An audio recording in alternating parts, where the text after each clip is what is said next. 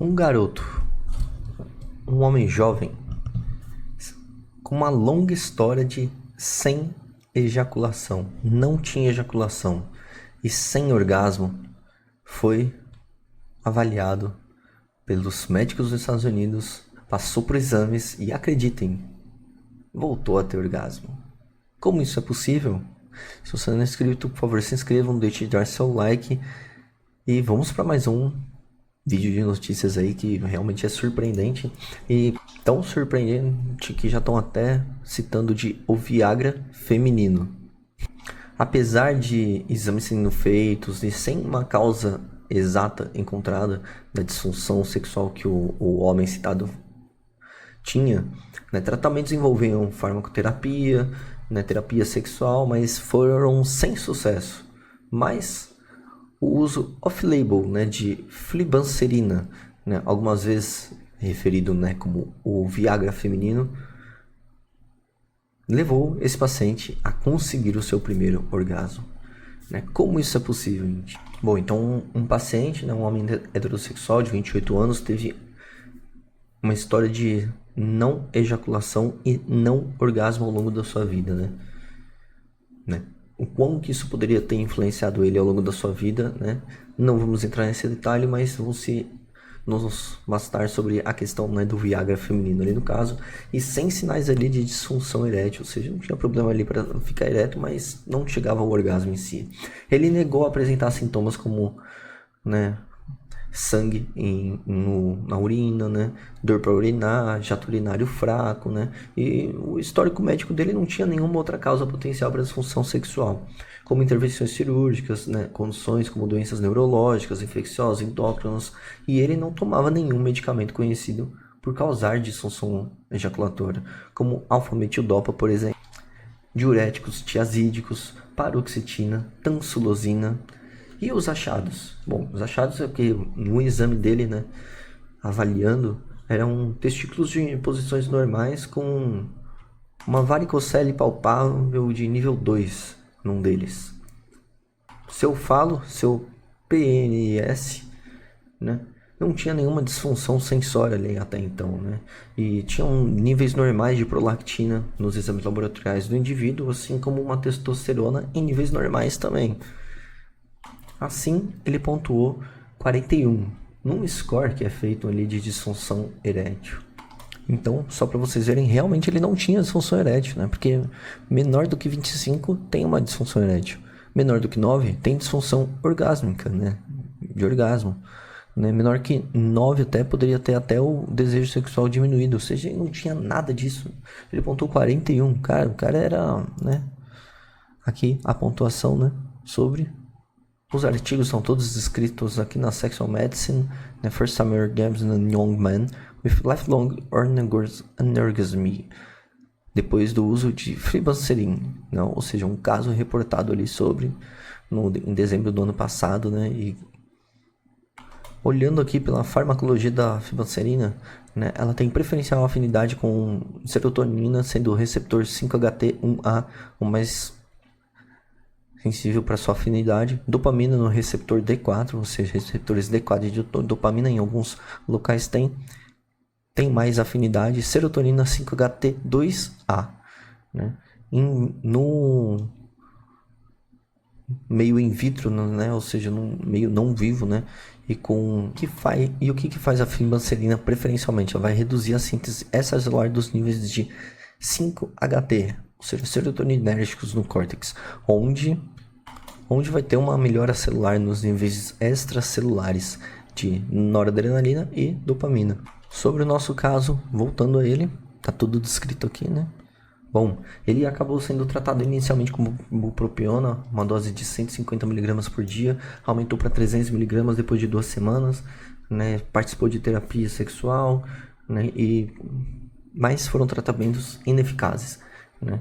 Ele também foi prescrito, né, com bremelanotida, né, 10 mg por 1 ml, né, ao invés da bupropiona, e durante o follow-up dele, ele reportou que a bremelanotida ajudou ele a manter a ereção por mais de 1 hora, né, pelo menos. Sem contar que ele não tinha chego no orgasmo, né, nesse momento aí de 1 hora, então imagina ali, né? E dor, ele experienciou dor peniana, né?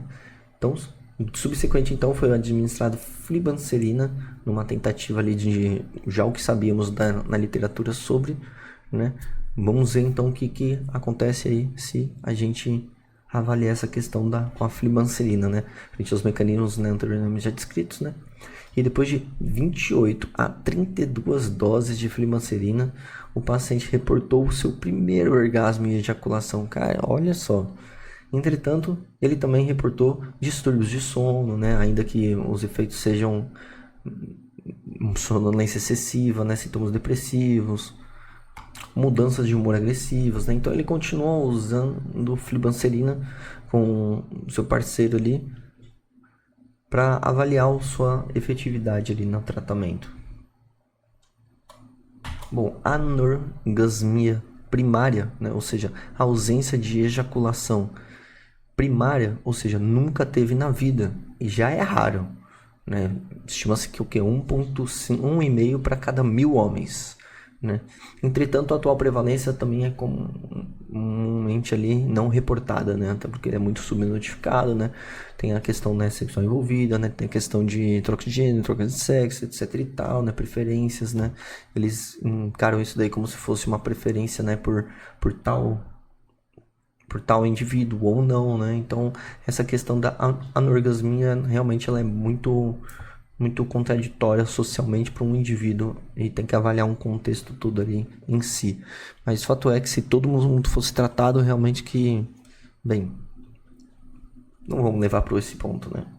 Assim, tratar essa condição realmente é um desafio. Se tivéssemos mais casos descritos, realmente poderíamos, né, ter um tratamento mais efetivo e eficaz para isso, mas muitos não, por medo, né, por vergonha, etc e tal, acabam já chegando na idade mais velha ali, citando sobre dificuldade de ejaculação e tal. E, bom, a maioria dos estudos, né, sobre farmacoterapia, né, que nenhum dos que a gente acabou vendo aí na tela, né, reportam um caso sobre estudos não randomizados, né, com controle de placebo, mas não nada com ele muito que chame atenção, né. Em 2020, então, a Associação Americana, né, de Urologia sugeriu várias medicações off-label, ou seja, que não tem